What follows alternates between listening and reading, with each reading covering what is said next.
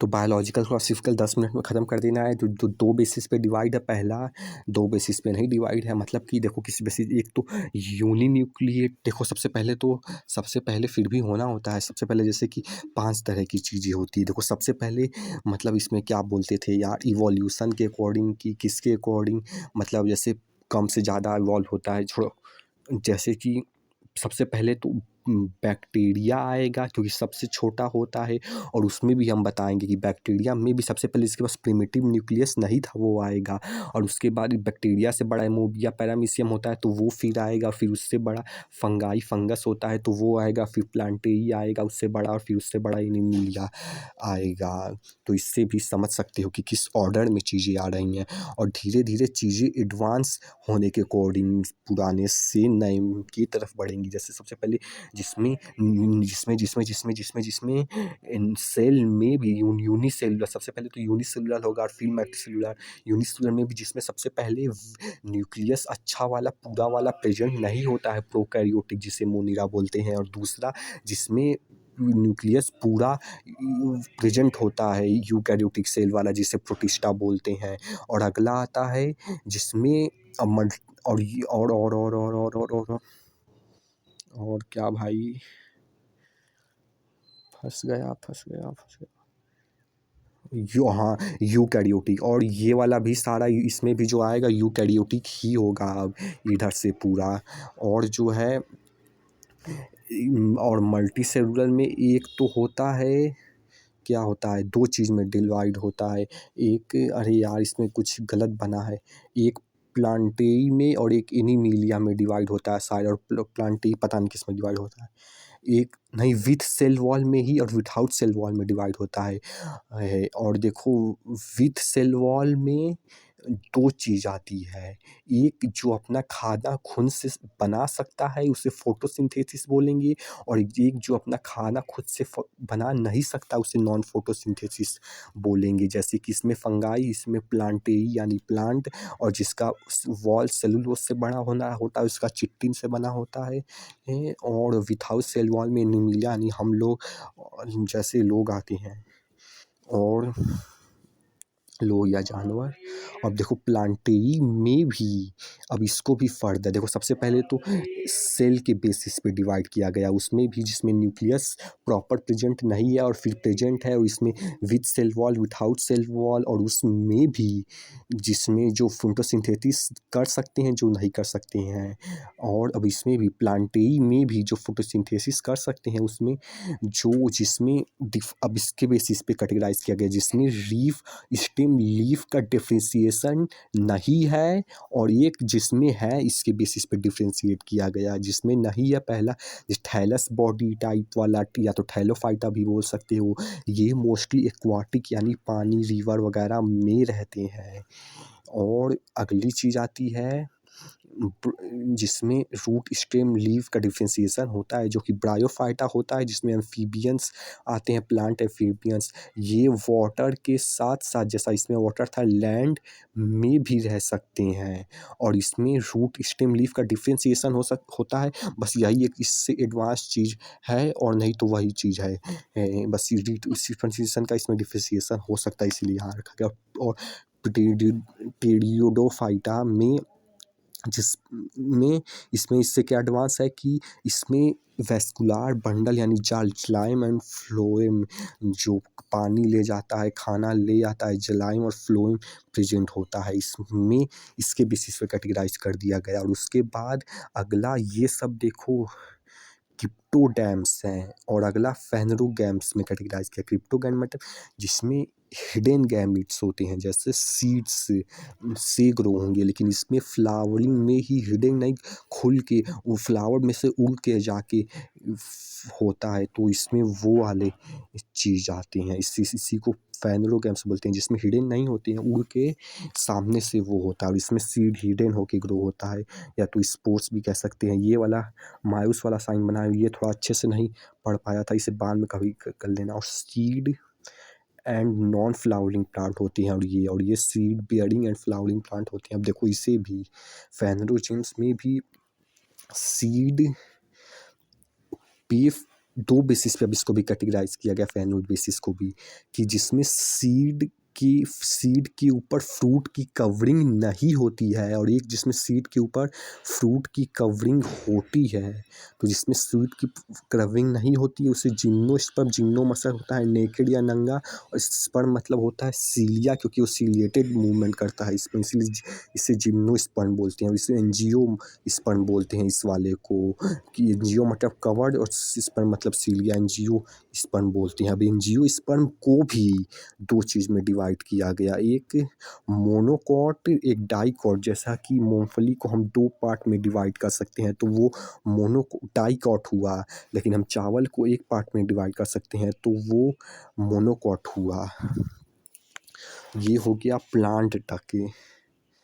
अब आगे आता है एनीमिलिया, जिसकी पूरी कहानी ही अलग है, बहुत लंबी कहानी है, जिस कहानी की शुरुआत इससे होगी कि फिर भी होना होता है। तो देखिए एनीमिलिया जो है, एक तो सिमेट्री के बेसिस पे क्लासिफाइड, मतलब क्लासिफाइड नहीं बोलेंगे इसे, इसकी तरह क्लासिफाइड जैसे कि इसमें डीप में जा के क्लासिफाइड किए थे, इसमें क्लासिफाइड नहीं करेंगे उस तरीके से।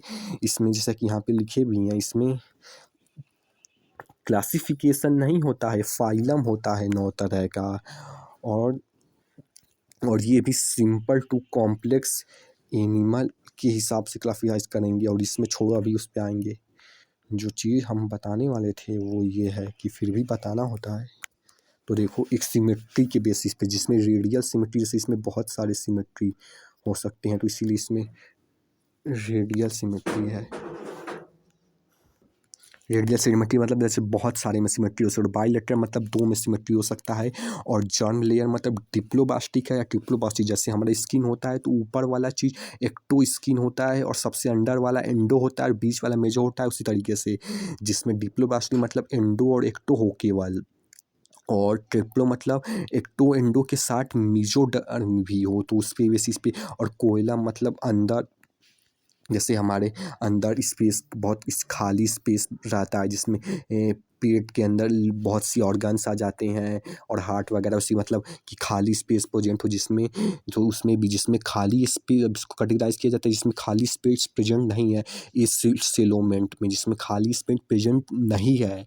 और उसके बाद फर्दर और एडवांसमेंट हुआ तो एक बीच वाला जिसमें खाली स्पेस थोड़ा बहुत है, थोड़ा बहुत नहीं भी, स्यूडो हल्का हल्का है भी, मतलब स्यूडो है हल्का हल्का है भी, नहीं भी है, स्यूडो सोलोमेंट बोलते हैं। और इस सोलोमेंट को कैविटी जिसमें है प्रॉपर उसे सोलोमेंट बोलते हैं। और बात है सेगमेंटेशन या मेटामेरिक, यानी जिसमें सेगमेंटेशन हो, जैसा अर्थवॉर्म हो गया, उसमें प्रॉपर आप लाइनिंग देखते हो उसके ऊपर। इसी तरह के जिसमें प्रॉपर लाइनिंग, जैसे कॉकरोच वॉकरोच भी हो गया, बिच्छी के उसमें भी जिसमें लाइनिंग होती है उसे बोलते हैं सेगमेंटेशन। और एक स्केलेटन को में जिसमें बाहर स्केलेटन हो बॉडी के, जो स्केलेटन हो जिसमें अंदर स्केलेटन हो बॉडी के, एंडोस्केलेटन। देखो ये भी एडवांसमेंट के एक और क्लासीफाई है। सबसे पहले अगर सबसे पहला वाला प्रजाति आया होगा तो ये होगा, फिर ये होगा।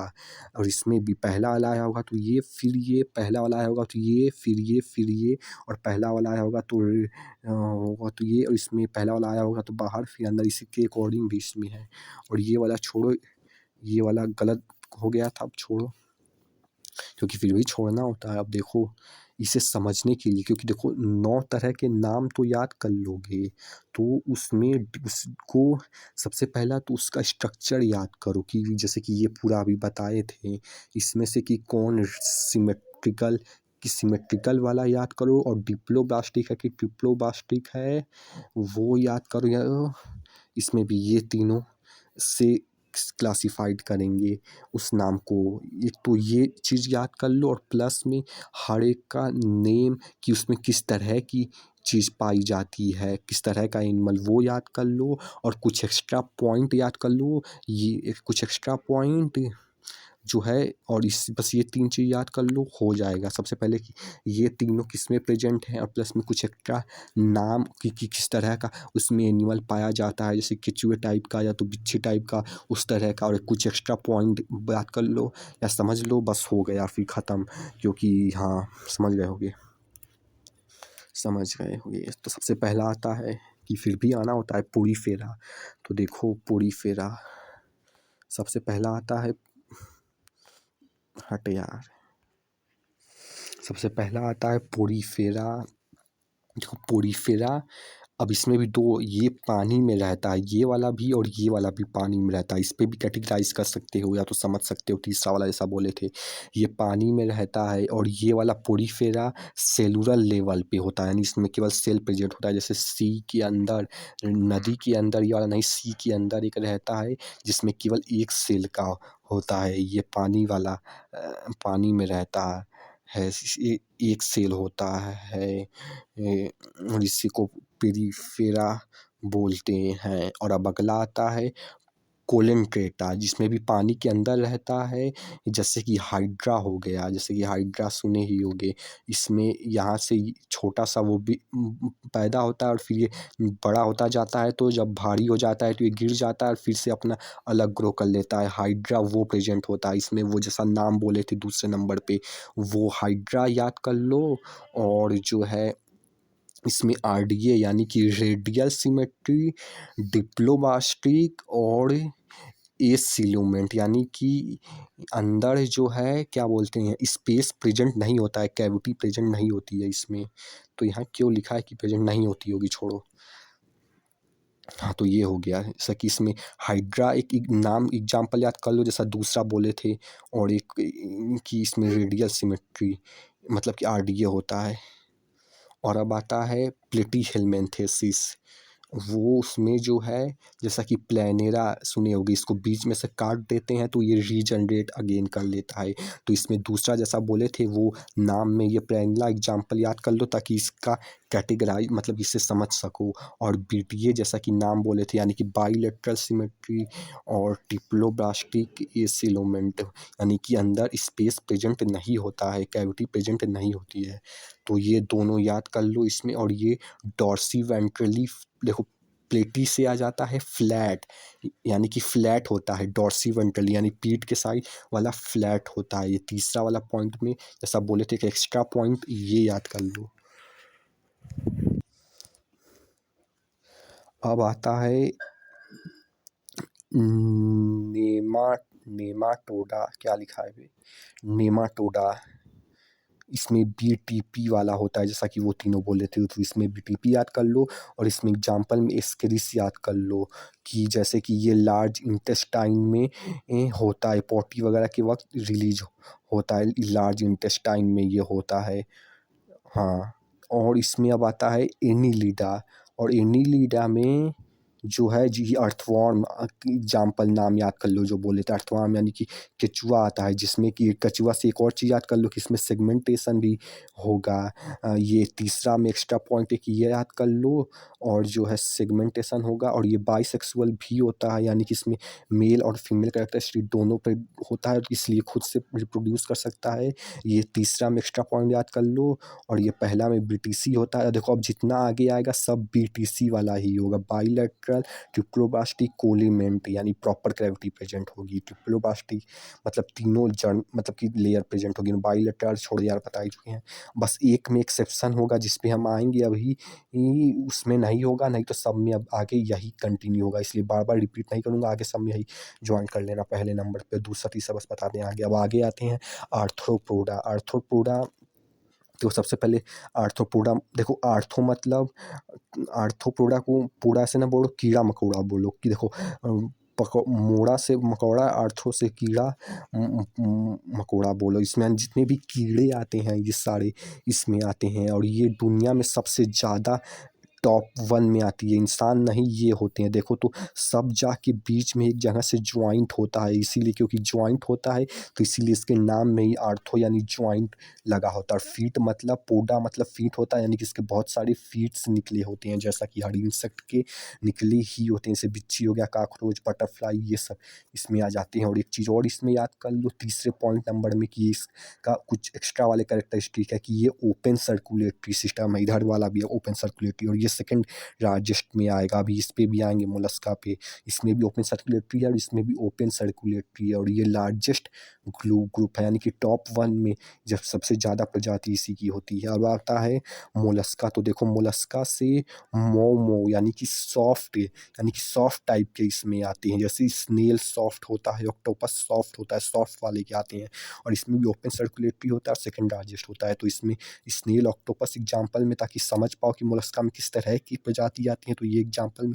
दूसरे नंबर पे ये याद कर लो। तीसरे में इसका कुछ कैरेक्टरिस्टिक एक्स्ट्रा पॉइंट, और पहला वाला तो बीटीसी, अब इसका सब में सेम ही होगा, बस एक एक्सेप्शन है, वो ये वाला एकाइनोडर्मेटा। यानी एकाइनो मतलब होता है स्पिनी, यानी कि पतला पतला, और डोरमेटा, डोर मतलब होता है स्किन, यानी कि पतला पतला स्किन वाला, जैसे कि स्टार फिश से कुछ गड़बड़ है शायद, ये वाला अच्छे से नहीं पता।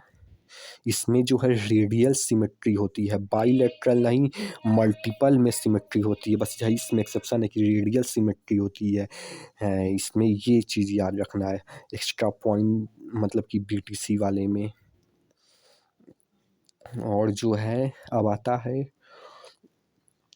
क्या लिखा है बे, पोटोकॉर्डेटा। पोटोकॉर्डेटा मतलब कॉर्ड मतलब होता है कॉर्ड लाइक स्ट्रक्चर, कॉर्ड से हमारा बैकबोन में ये क्या प्रेजेंट होता है यार, पीछे इसको बोलते हैं वर्टिब्रल प्रॉब्लम होता है ना, तो इसी को कॉर्ड बोलते हैं। तो ये किया, अब यहाँ से वो प्रजाति आती है जिसमें अब ये बैकबोन लाइक स्ट्रॉन्ग चीज़ प्रेजेंट होती है।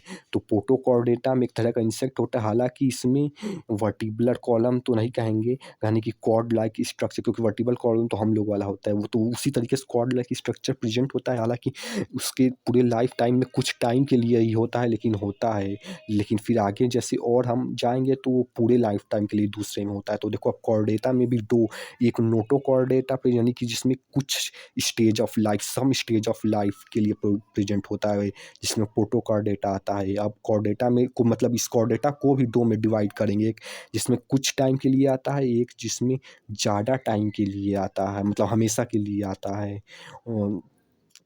और इसमें नोटोकॉर्ड, जिसमें उसके तरह का स्ट्रक्चर स्पाइनल, अरे वर्टिब्रल कॉलम से तरह रिप्लेस हो जाता है एक्चुअल वाला वर्टिब्रल कॉलम से, तो एक्चुअल वाला आ जाता है फिर। और इसे वर्टिब्रेटा कहते हैं, इसका नाम वर्टिब्रेटा है। और इसको परम से याद रखो, इसको फर्दर और कैटेगराइज करेंगे परम, और परम में पी से आता है पाइसेस, ए से आता है एम्फीबियन, आर से आता है रेप्टाइल, ए से आता है एव्स, एम से आता है मैमल। देखो पाइसेस में इसे किस तरीके से समझो, देखो समझ पे फोकस करो, क्योंकि नाम याद करोगे भूल जाओगे कोई मतलब नहीं। अगर एक एग्जाम्पल भी याद रहेगा तो उससे आप उसमें किस तरह की प्रॉपर्टी, किस तरह की प्रजाति पाई जाती है वो समझ जाओगे। और दूसरा ये भी याद रख लेना, बीटीसी से कुछ और फ़ायदा हो जाएगा। और तीसरा कुछ एक्स्ट्रा कैरेक्टरिस्टिक भी याद कर लेना, जैसे इसमें ओपन सर्कुलेटरी था, इसमें ये था, या तो ये सब ना भी, बस एक तरह का बस नाम भी याद रखोगे तो 70-80% चीज़ समझ जाओगे। बस नाम ही कि किस तरह का चीज़ पाया जाता है सब में, बस जैसे इसमें बिच्छी पाया जाता है, कॉकरोच पाया जाता है, इस तरीके से इसमें बस याद रखो तो वो भी बहुत हो जाएगा। तो पाइसेस में आता है फिश यानी मछली, और एम्फीबियन में आता है फ्रॉग टाइप यानी कि मेढक, रेप्टीला में आता है स्नेक और लिजार्ड टाइप वाली चीज़, और एप्स में बर्ड वाले टाइप वाली चीज़ आते हैं, और मैमल्स में हाथी, शेर, ऊंट, इंसान, इस तरह के यानी कि मैमल्स वाले चीज़ आते हैं। अब इसी को फर्दर और क्लासिफाइज बाद में करेंगे। अभी आज के लिए इतना छोटा सा क्लासिफिकेशन काफ़ी होगा, केवल 20 मिनट का क्लासिफिकेशन।